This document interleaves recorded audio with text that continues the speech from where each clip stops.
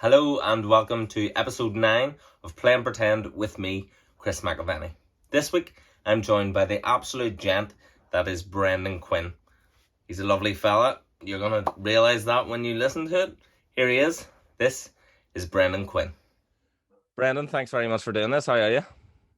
All good, but all good. How are you? Yeah, dead on. I normally start this podcast by saying how we met, but we've never actually met.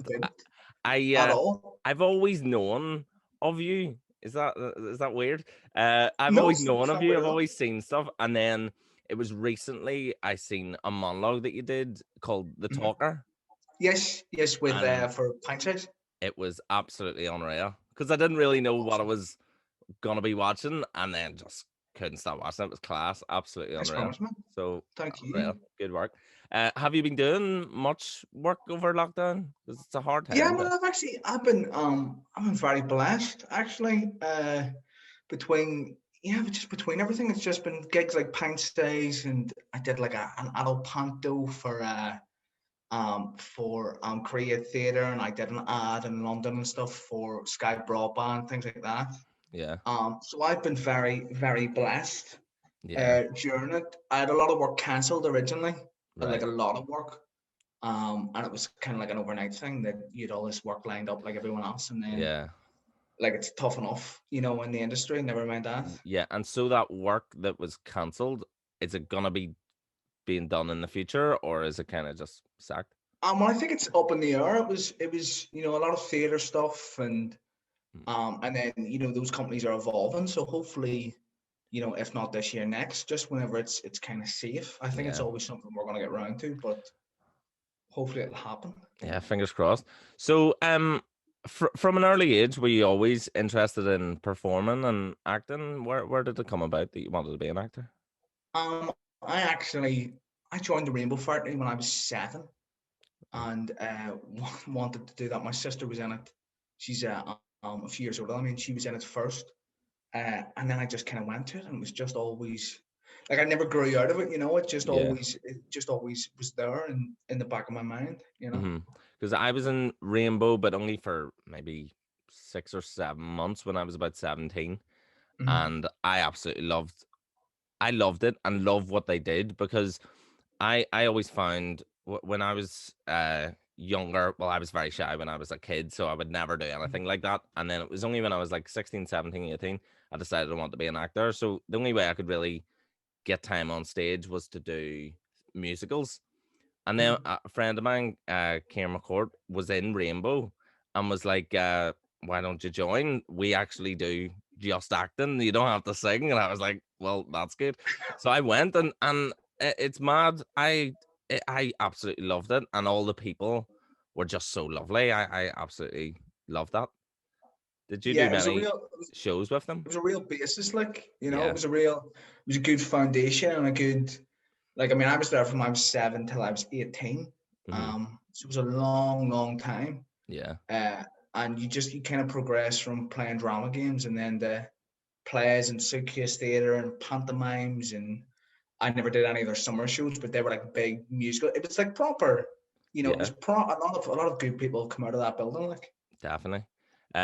Because I always felt like there wasn't really an option to do straight acting mhm. other than Rainbow.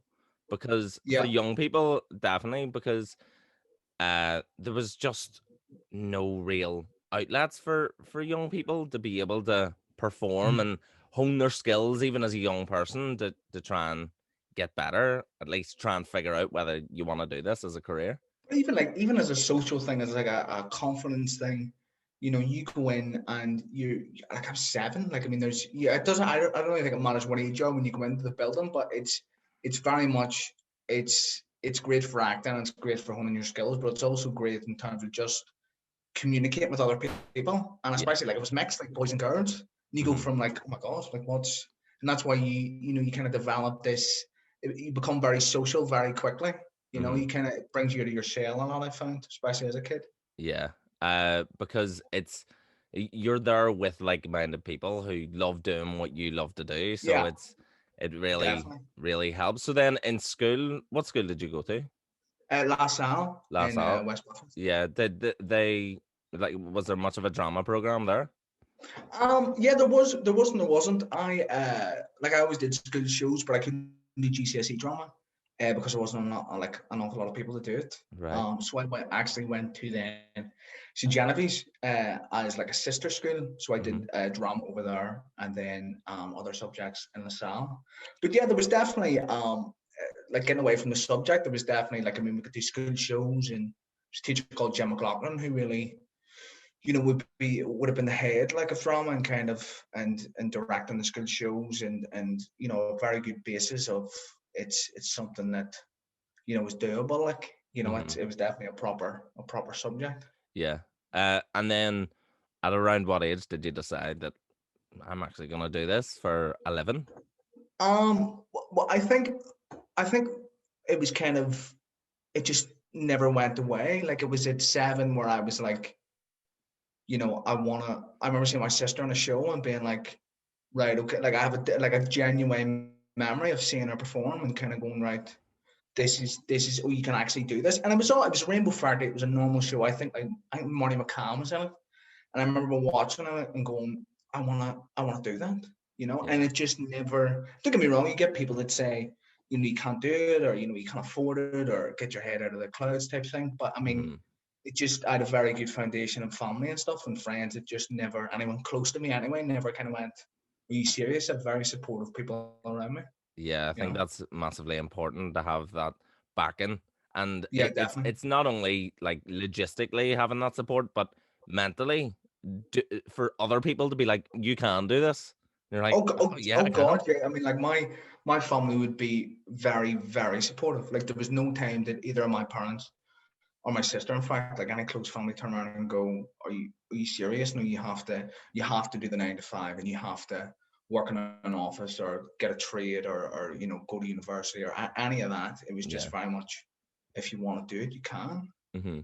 So when you left school, did you go to drama school or study it Yeah, or I went anything like to the Gaiety School of Acting that? Right. in Dublin, and actually LaSalle helped me out big time with that financially, Hmm. um, because there was no student finance for the Gaiety whatsoever. Was that because it So was they down actually south or because it was a drama school? no, not because it was a drama school. I mean, because it wasn't on UCAS. It Right. Yeah. wasn't. It wasn't. It was conservatory, so it was just. There was no funding, like there was no student finance. Hmm. So without the sal, I couldn't have went to the Gaiety whatsoever. Yeah. And I probably would be an actor, but I wouldn't be one that has went to the Gaiety and trained and stuff. Hmm. And what was that like? Like, so was that at 18 that you moved down to Dublin? And Yeah, 18. Yeah, I think I was 18 when I went. Yeah. I'm getting old. I'm 26. But yeah, it was. Yeah, it's scary. Like, I mean, you kind of, because you put all your hopes into that.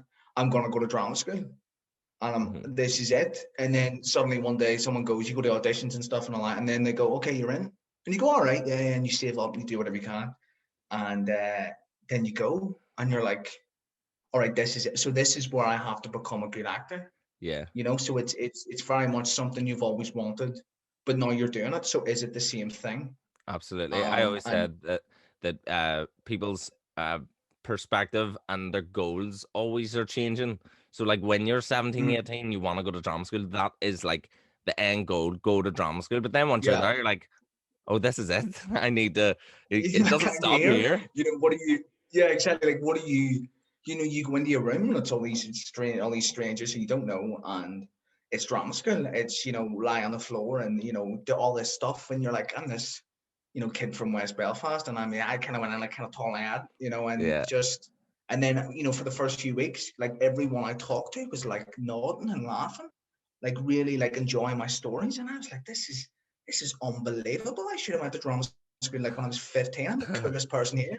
And little did I know, for the first month, no one could understand me whatsoever. That's bad. Just because I had such a thick, not a thick accent, but just a real, a real accent on me, Yeah. and it was filled with Americans and people from Dublin and other parts of the world.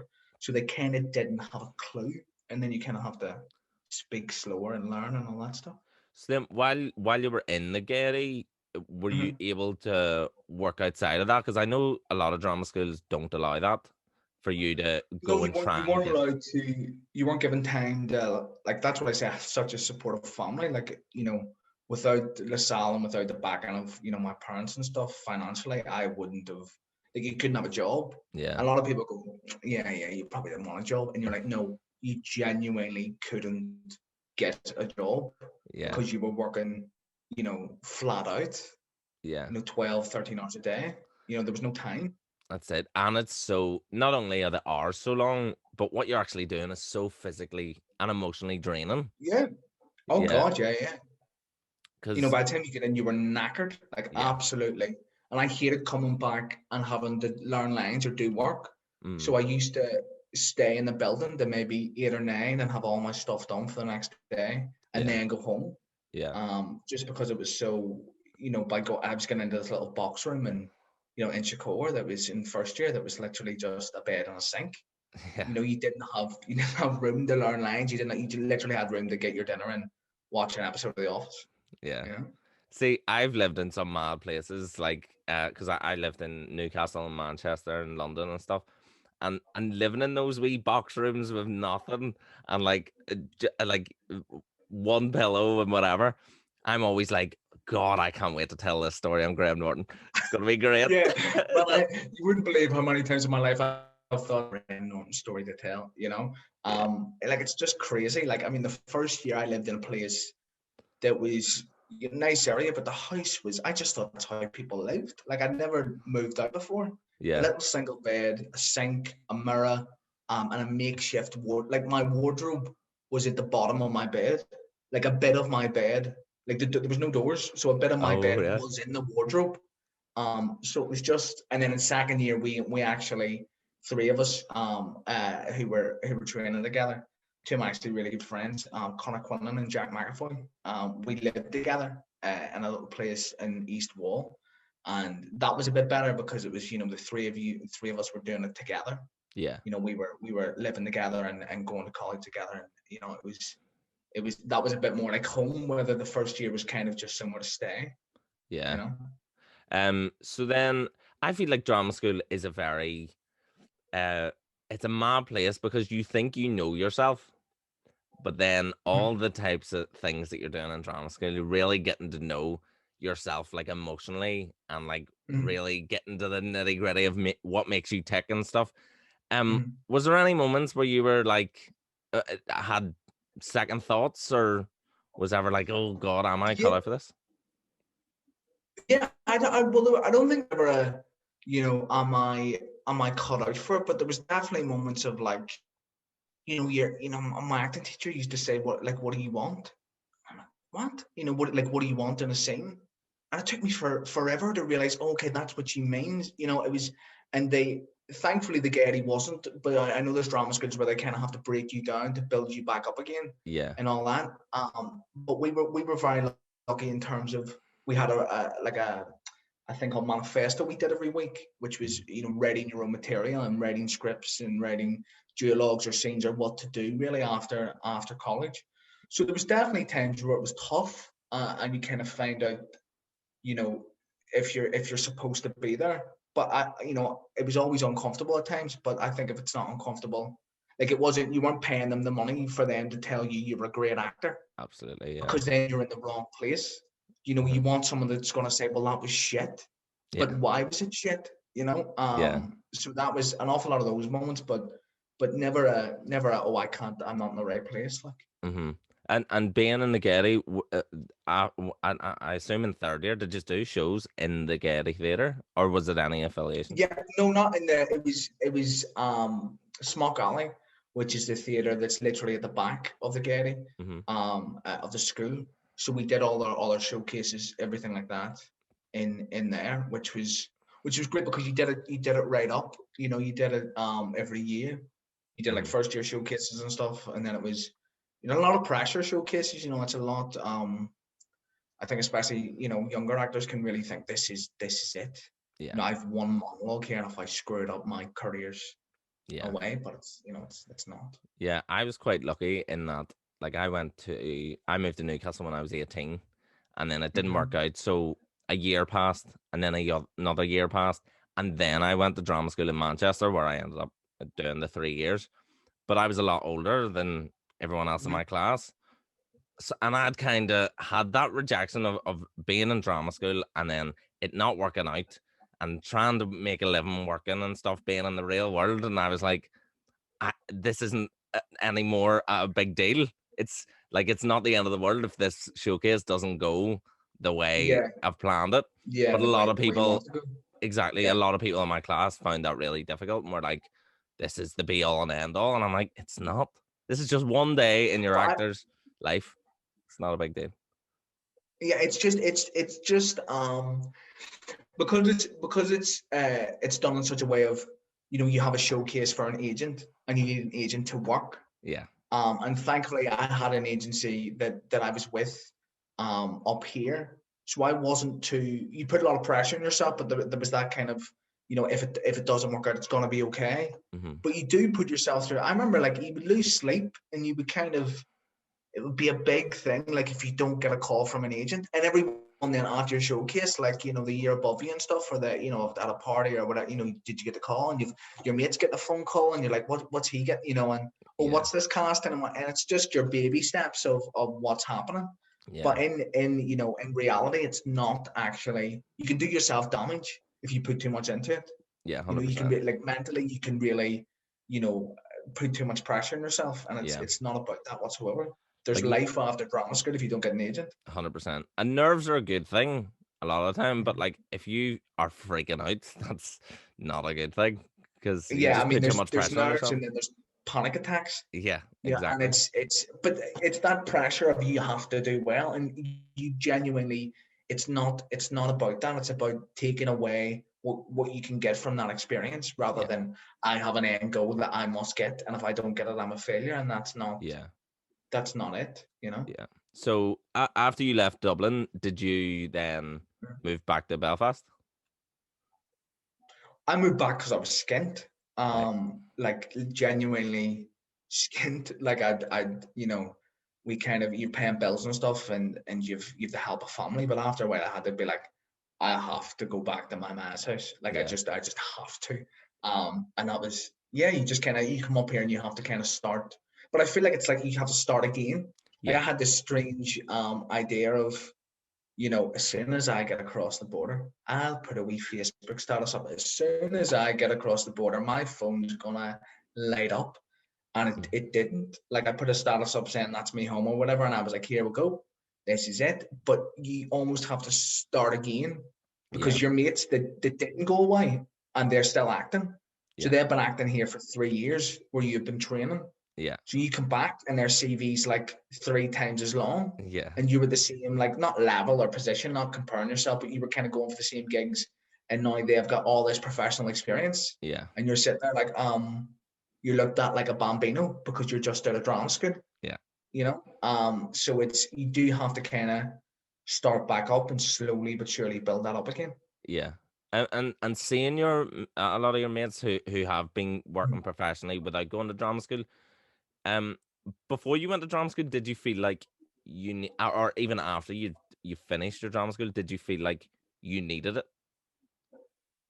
Oh, definitely. Like, I definitely, don't get me wrong. I don't think you come out and you're like, I'm an actor. You Yeah. don't. I don't think you, as in like, you're a finished product, and you don't stop learning. Hmm. Um, like I don't think it's anything like that. I think I personally needed it just because I wanted it so bad. Like I always, it was like, I'm gonna be an actor. I'm acting anyway in amateur stuff. I get into drama school, and then I was like, right, okay, well, this is the next thing. Hmm. Otherwise, I'm gonna have to go and sit and get a different job, or it was definitely something that I felt like I needed to. But there was no way of, like, when I come out, I wasn't like, no, I'm done. Yeah. It's very much, you keep learning, and you keep going to courses, and you keep always on top of it, like. Yeah, definitely. And then with obviously you said that you were able to write that manifesto thing every week. Did you continue writing? Had you ever written before you did that? Oh, I did little bits, like little stuff when I was younger, like different monologues and stuff with the Rainbow Factory, things like that. that was one of the main things that I loved about Gaiety, was because every week you were asked to write a scene or write a monologue or take inspiration or anything, and then I continued that. Like I used to write a lot of sketches purely because I didn't have work. Hmm. So I was like, right, okay, I need to do something. And then Yeah, from those sketches, then work, and relationships started to form. yeah, But if I had just sat and done nothing, then I'd still be sitting doing that. Like I'm always, if I'm not in rehearsals or I'm not in a show, and especially this lockdown, you're hmm, like, right, okay, I've had some work, but let's open up the laptop and create something. yeah, definitely. Because you almost feel like having an opportunity like this, like a lockdown, and having that much time, you're like, I don't want to waste it by not being creative in any way. And also, it's massively therapeutic to have that creative outlet to be able to write something. What? Yeah, yeah, definitely. I think it's just about your own personal circumstances. I mean, I know people that could kind of say that they've just kind of done nothing in lockdown but just chill, and Yeah, that's completely fine. yeah, And sometimes I think life's so busy that people might need that. But personally, it's been a thing of, if you're not, because this industry is so hard anyway, it's so uncertain, that when everyone's on that boat, you hmm, still need to then, personally for me, I still needed to write, and I still needed to apply for calls, and I still needed to email people and put a show reel together and things like that, just to yeah, keep on ticking. yeah, absolutely. Because obviously, this lockdown's going to end eventually, and you want to be prepared for that Yeah, yeah. 100%. Like you don't really want the thing to fade away. You need to just keep your name in people's heads and be like, don't forget about me. All the time, like I'm constantly, like, probably casting directors are getting to the stage now where they're like, that guy's emailing me again. Like I'm constantly emailing people. You can't, and that's what you have to do. You have to constantly say hello to people, and here's my latest show reel, or here's my updated spotlight, or it's a constant task. Hmm. So once obviously you had an agent, once Mhm. you finished drama school, then how quick was it once you got like your first job?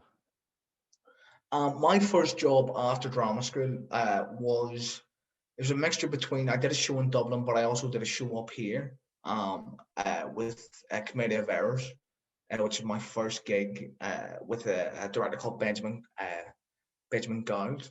And it was awesome. Like it was very much your first gig, and you kind of have to just get after it, and just go. And the fact that, remember, like the idea of people actually paying you money. Like I had jobs before, at the different ads and stuff when I was a kid, but now that you were out and Yeah, you weren't just a kid, a young actor, you were now a professionally trained actor. yeah, That's what it says in your CV. Whether you hmm, are or not is a different thing, but yeah, that's what it says. yeah. So it was the fact that they were actually going to pay you to then do a production was just awesome. And You know. there's a big shift between a professional theater show and the type of Mm. thing that you would do in drama school, because I feel like Oh yeah. you're very you know everyone that you're doing a show with in drama school, and you can almost be too familiar, so it's kind of like Mhm. just doing a show with your mates. And Yeah, so maybe definitely. the professionalism kind of slips a bit and you have a laugh, and that's fine. But then when you're actually in rehearsals of a professional theater show that a lot of money's pumped into, it Yeah, like people's jobs are on the line type of thing.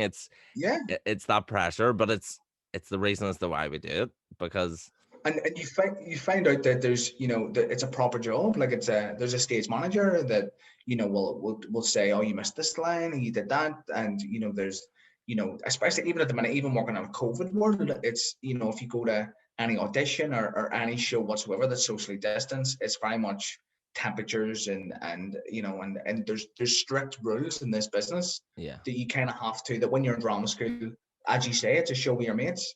But you walk in the first day of rehearsals, it's if you don't know the people, they're strangers. yeah, And then you have to get to know them, and you have to follow the rules of you have to really carry yourself and be professional and try not to swear and things like that. You can't just walk in and be like, well, crack a lacking, what's my lines? It's you yeah, have to kind of it's a professional working space rather than just a play with your mates. 100%. Um, so with obviously you've done like TV and film and a few Mhm. adverts and theater. Which do you prefer? Um, I love the kind of like if when you're on a film set, everything's a lot less pressure. After you do Hmm. your first, second take, you're kind of like it's I can I can mess up, Yeah. but there's something about the buzz and the aliveness of a theater packed with people. Hmm. Don't get me wrong, I want to be sick before I go on stage, always. No matter what I do, I want to be sick beforehand. Yeah. But especially with a theater, and a live audience, it's just electric, you know. Hmm. Yeah. I always felt like I don't know if your drama school was the same, but we kind of were prepared with how to behave on a film set, and Mhm. because it is very different to rehearsal. Because I feel like sometimes a rehearsal can be like an idea workshop type thing, and you're Yeah, able to speak about the lines and the script and the characters. But a film set's very different because everything's regimented. Like this is what we're doing at this time and definitely. that time, and blah blah blah. And like if you've never been on a film set, it's a scary thing to just walk on and be expected to do what you're doing. Like we were lucky enough, a lot of our teachers were working actors. So they would be like, Mhm. "Oh, here, I got a part in this massive show." And you're like, "Oh, right, okay." So you would go and be on set. You're like, "There's Emma Thompson, there's such," and you're like, "What? Yeah, This is crazy." But then they were like, "Just watch how they carry themselves and yeah. speak to people, and Mhm. that learn from." They would point out the bad people. They were like, "Okay, this one's a bit of a dick, so watch him. Don't do what he does. This one very professional. Watch her. Learn from her." And that's how they taught us how to behave. They were just like, just watch people and just don't be like him and be like her.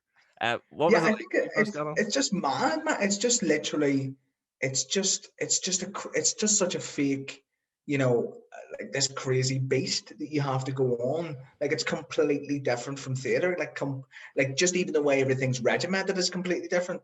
Yeah, If you've three lines in a Netflix drama, and you kind of walk up and say, "Oh, I think you would be more like, what do you think this character? What do you think his relationship is with his mother?" The director's just going to kind of turn around and go, "What?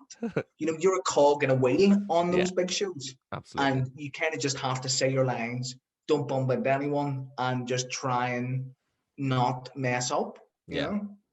100%. It's funny, like being like, because it's so different, theater and TV. But I feel like theater's kind of the bare bones of acting.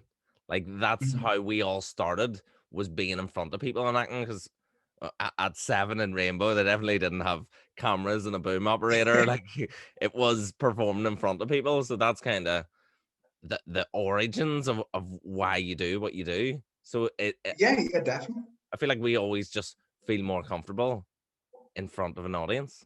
It's weird. Well, that's how I definitely feel. I Yeah, feel like performing I better. think it's very much you kind of uh when you're in front of an audience, there's something like you can't, like even if you mess up, you have to save yourself. Yeah, Unless you walk off stage and say I can't do it. yeah, But you have to, those. But I always think those beautiful moments in a theater show is when you've done the show hundreds of times yeah, and someone messes up. yeah, And those moments, you're going into autopilot, which you yeah, shouldn't be anyway. But we've all played at the town hall and Donegal somewhere that's and you're kind of like, right, okay, let's go out and do it tonight. yeah, And it's people are on autopilot, then someone trips and you yeah, have to save them. Or yeah. you're tripping and someone throws you a line and then you catch it, and then Uh, there's something about that being so alive yeah, that on a film set is very much you don't have that luxury.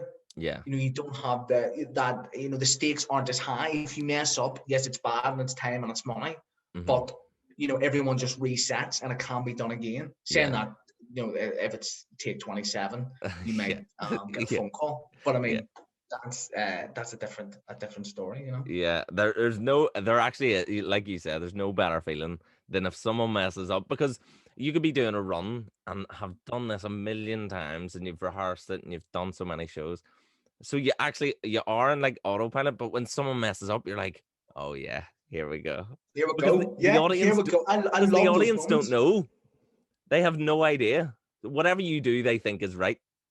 So it doesn't matter. And you just kind of work around it. Like, but I remember in drama school, one of my mates, we were doing a show and it was an American play we were doing. And he was like, doing his lines, and then just halfway through just went, yeah, I think that oh, fucked it, didn't I? And just walked off. And we were like, no, go back on, go back on. And he was That's like, brilliant. oh, sorry. Oh God, it was the best. It was so funny. We are like, don't do that. That you can't do Never that. did it again. Yeah. We did a show of Who's Afraid of Virginia Woolf. I did it for A level practical, like A level practical. And then we did it in afterwards, just before drama school. We did it in the Culturland in West Belfast. Mm-hmm. And it's 4 actors on stage, and it's very, very heavy play and very, very dialogue heavy. And we're running these lines, we're doing it, the audience are in, and someone trips.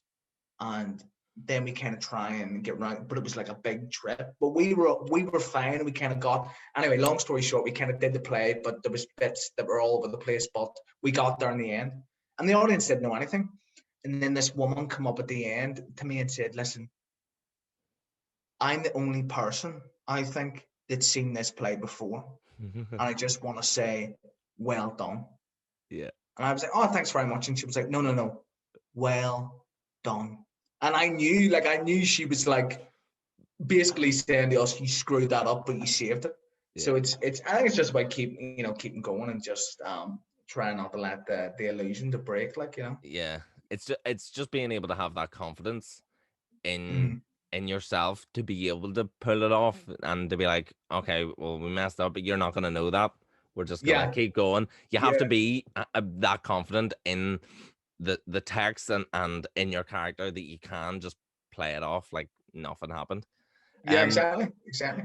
when you have done like short films or movies or TV shows, has there Mhm. ever has have you ever been starstruck by anyone, or just is that something that doesn't really bother you?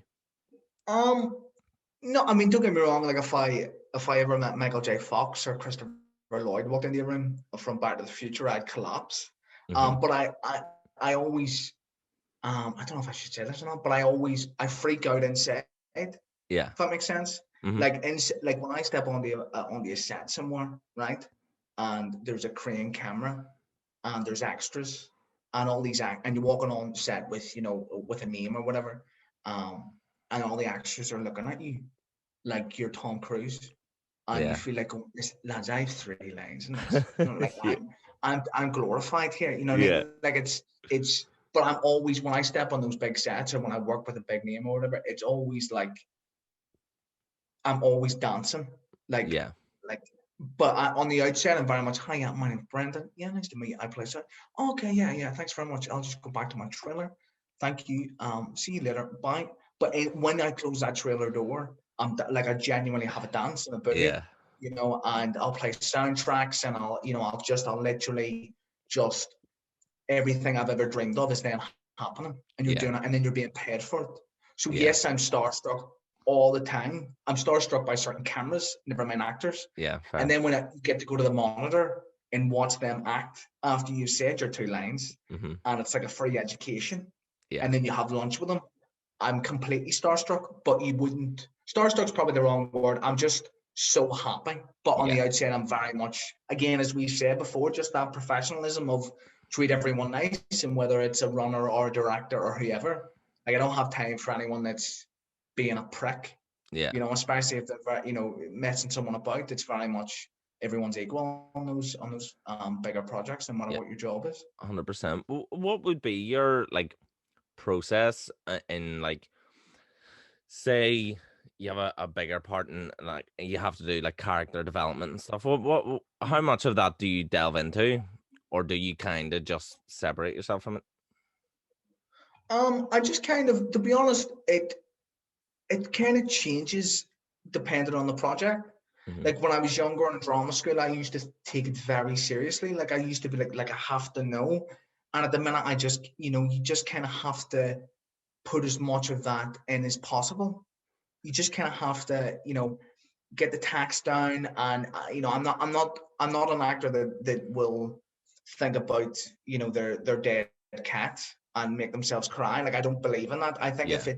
if it's not that I don't believe in it, it's whatever works for you. But what has always worked for me has been doing as much work as possible and then forgetting about it. Mm-hmm. Like, the scene for me is what's happening right now between me and you. Yeah. It's not, this is my shouty line. You know what I mean? Yeah. This is where I get angry. It's not for me, it's not about that. It's more so just about, whatever will happen between me and you, and Yeah. hopefully they'll capture it. And if Yes. they don't, or if there's a note, or if there's then you have a conversation with the director. But it's mainly about what that other actor does to you, rather than preparing something Yeah. something else. Because I think from an early age, I always thought that, like, say, I can't think of an example, but like I always thought actors worked out how they say each line Yeah. when they're learning the line. So it's like, yeah, got that line. Yeah, sweet. Yeah. And then they get on set and they just regurgitate what they've learned. But Yeah. obviously, and then you start doing it yourself, and you're like, well, how could they do that? That wouldn't make any sense, because you don't know how that actor's going to respond to you. So you could be screaming and shouting, and this actor could be screaming and shouting back, and you're like, oh, what are we doing here? This is crazy. It becomes something that's very, very fake, Yeah, rather than, because some of the best things, some of the best scenes you do are off the cuff, or yeah, you've learned the lines and that was really magic, and I hope they got that. Or in theater, something like what we were saying earlier, when someone trips up, that's when everyone becomes alive. yeah, I think it's very much about between you and the other actor, and having that trust and doing all the prep, but then also forgetting about it. yeah, Like, if I'm thinking, then it's the game's over. yeah. It's about living in the If I just moment. exactly if I just learn the lines, do the prep work, and then just forget. Like, when I say forget, I mean, if I'm thinking what's my next line, that's me done. Yeah, I'm not doing my job properly. yeah. Fair enough. So obviously you said that you've been lucky enough to work during this lockdown. What are your plans for the future? Have you anything coming up, and any Yeah, actually, hopes? that's why I was on the phone earlier. I just a project up in Derry I'm doing at the minute. So yeah, that's for the next few weeks. But yeah, that's really it at the minute. Has been Mm-hmm. that's I had my third round audition yesterday. Um, so yeah, we'll see what happens with that, or where it goes. But other than that, just writing. I mean, when I especially with this lockdown, it's been just writing and kind of getting things on paper. And like, that call for pint size was great, because you were able to write it but then also perform it, Mm-hmm. which has been awesome. And then just kind of anything and everything that comes up, you know. Absolutely. Well, best luck with that audition. Hope you get Thanks it. very much. Uh, just to finish off, I just want to ask you, what advice would you have for any people looking to get into the industry, or anyone who's already in it and just kind of needs to kick up the Um, arse? what advice? I think to don't take it too seriously. Um, and do it if you like.